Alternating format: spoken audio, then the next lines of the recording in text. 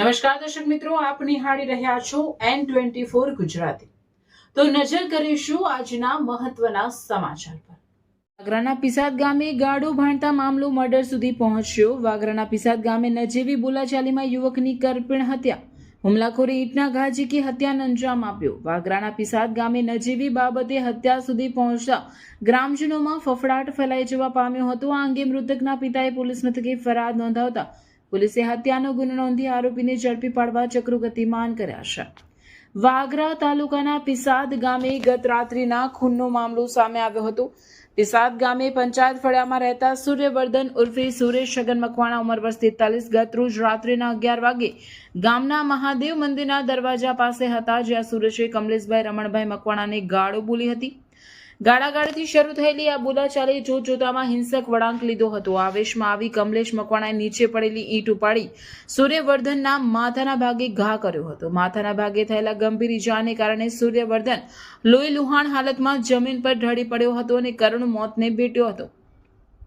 આ ઘાતકી હત્યાના સમાચાર વાયુ વેગે પ્રસરતા વાગરા પોલીસનો કાફલો તાત્કાલિક ઘટનાસ્થળે દોડી ગયો હતો।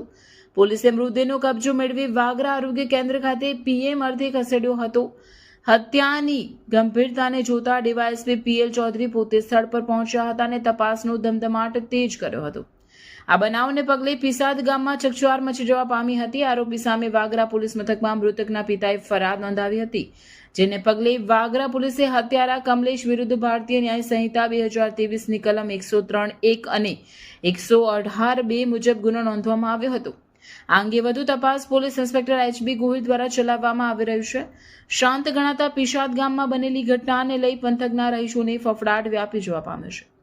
અત્રે ઉલ્લેખનીય છે કે છેલ્લા ટૂંકા ગાળામાં જ હત્યાનો આ ત્રીજો બનાવ સામે આવ્યો છે। પ્રથમ રહાડ નજીક બનેલી લોહિયાળ ઘટના, ત્યારબાદ પીપલિયા ગામે થયેલી વૃદ્ધની હત્યાને હવે પિસાદમાં ખેલાયેલો ખૂની ખેલે કાયદો વ્યવસ્થા સામે સવાલો ઉભા કર્યા છે। ત્યારે વાગરા પોલીસ કડક હાથે ગુનેગારો સામે કાયદાનું સિકંજો કસી પ્રજાને ભયમુક્ત બનાવે એવી લોકમાંગ પંથકમાં ઉઠવા પામી છે।